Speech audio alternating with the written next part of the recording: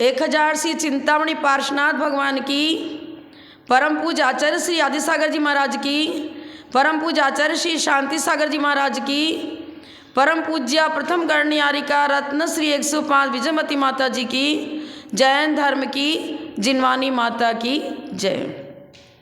बंधुओं, आज हम इस विषय पर विचार करेंगे कि हमें आत्महित के लिए, आत्मोन्नति के लिए, अपने जीवन के सर्वांगीण विकास के लिए क्या करना चाहिए। आचार्यों ने बताया है ज्येष्ठता और श्रेष्ठता का आधार जिन संस्कृति है। संस्कृति, सम प्लस कृति संस्कृति। मूलाचार भगवती आराधना ग्रंथ में बताया है कृत्यते छिद्यते ये नाक्षर व्रजेन योगी भी सर्वम अष्टविधम कर्मम कृति कर्म तत्उच्यते। क्या बताया? जिनसे पाप का छेदन होता है, पाप क्रियाओं से बचाव होता है, पाप का आश्रय और बंध जिनसे रुकता है, ऐसे कार्य को कृति कर्म कहते हैं। कृत्यते छिद्यते पाप कर्माणि यस्मिन् सर्वम अष्टविधम कर्मम कृति कर्म तदुच्यते। जिन संस्कृति, जैन धर्म, जिन आगम, इनका हम गहराई से इनको जाने समझें, जैन सिद्धांतों का गहराई से अवलोकन किए बिना हमें वो उपाय ज्ञात नहीं हो पाएगा कि हम किस प्रकार अपने कर्मों का काटना कर सकें। कर्मों का उच्छेद, कर्मों का नाश करने की प्रक्रिया मात्र जैन धर्म में सीखने को मिलती है। तो जैन संस्कृति वह श्रेष्ठ संस्कृति है जिसके द्वारा देश, समाज और राष्ट्र सभी को उन्नति के शिखर पर पहुंचाया जा सकता है। हमारे आचार्यों ने बताया है कि जो कृति, सम्यक कृति बताया ना, उत्तम कार्यों को करते रहना, मन वचन काय की सम्यक प्रवृत्ति बननी चाहिए। सम्यक मन से उसी प्रकार का चिंतन मंथन होना चाहिए। विचारधाराएं हमारे जो मन में उठती हैं वो सात्विक होनी चाहिए। स्व पर हितकारी भावनाएं अंतःस्तर में प्रवाहित होनी चाहिए। स्व पर हितकारिक वचन ही हमारे मुख से निकलना चाहिए, जिससे मोक्ष मार्ग का प्रणयन हो, रत्नत्रय की उत्पत्ति, वृद्धि, फलोत्पत्ति हो। उस प्रकार की देशना को स्वीकार करना, उस प्रकार का वचन बोलना, ये ही वचनगत संस्कृति हुई।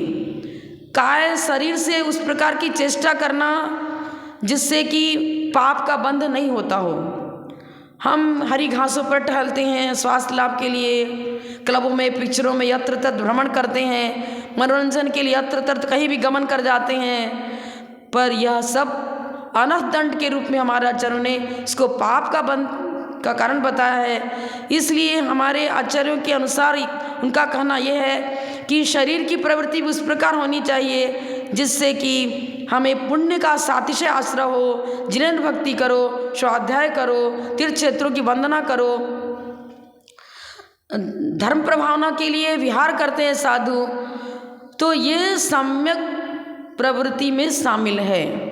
मन वचन काय तीनों की एकता पूर्वक हमारी प्रवृत्ति ऐसी होनी चाहिए जिससे कि रत्नत्रय की उत्पत्ति, वृद्धि, फलोत्पत्ति हो। देश, समाज और राष्ट्र में एक ऐसा उन्हें नैतिकता उन्हें प्राप्त हो, उनके जीवन में वो संस्कार, श्रेष्ठ संस्कार प्रकट हो जिससे कि उनकी भावना भी जिनेन्द्र भक्ति में लगे, गुरु सेवा में लगे, शास्त्र स्वाध्याय में लगे। और यह संस्कृति यदि कहीं उपलब्ध हो सकती है तो जैन आगम के द्वारा सीखने को मिलती है।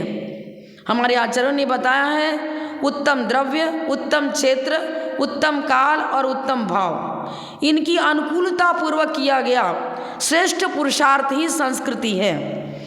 क्षेत्र, उत्तम क्षेत्र किसको कहेंगे? जहाँ हमारी भावनाओं में निरंतर पवित्रता और निर्मलता गुणाकार रूप से बढ़ती हो, उस भूमि पर निवास करना, वहीं कर गमन करना, उनका आश्रय लेना, उत्तम काल, पंच कल्याणक काल, जब भगवान की जन्म तिथियाँ, तब कल्याणक आदि जो कल्याणक तिथियाँ होती हैं वो श्रेष्ठ तिथि मानी जाती हैं। मोक्ष कल्याणक की तिथि, तब कल्याणक की तिथि, और भी जहाँ महापुरुषों ने साधना करी है और वहाँ पर अपनी समाधि सिद्ध करी है, वह सब काल, उनकी पुण्य तिथियाँ भी हमारे लिए उत्तम काल के रूप में आती हैं। और उत्तम भाव, आश्रय और बंध, जिनसे पाप का आश्रय होता है, पाप का बंध होता है, उन भावों को हे तत्व में आचार्यों ने लिया है। और जिनसे पुण्य का आश्रय होता है, पुण्य का बंध होता है, संवर और निजरा होती है, ऐसे भावों को हम औपशमिक, छायोपशमिक, छायक भाव, उनका आलंबन लेना, जिनसे कि रत्नत्रय की वृद्धि, उत्पत्ति, फलोत्पत्ति होती हो, वह उत्तम भाव है।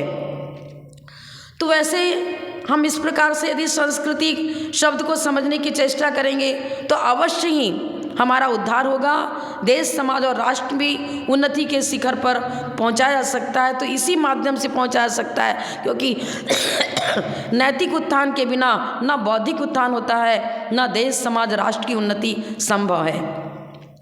रूढ़ी की अपेक्षा कुल परंपरा और देश परंपरागत, क्षेत्र परंपरागत जो रीति रिवाज हैं, रहन सहन, खान पान, वेशभूषा, उनको भी हम संस्कृति कहते हैं। वह भी हमारी सात्विक होनी चाहिए, श्रेष्ठ होनी चाहिए, मानवीय गुणों का विकास जिससे होता हो, राक्षसी प्रवृत्ति मिटती हो, पार्श्विक प्रवृत्ति की ओर हम हटें, पार्श्विक प्रवृत्ति से हटना और आत्मिक गुणों के विकास के लिए निरंतर प्रयत्नशील रहना, इस प्रकार का आचरण भी संस्कृति है। भारतीय संस्कृति पहले से ही धर्म प्रधान रही है, अहिंसा प्रधान धर्म है, हमारा देश नीति प्रधान है।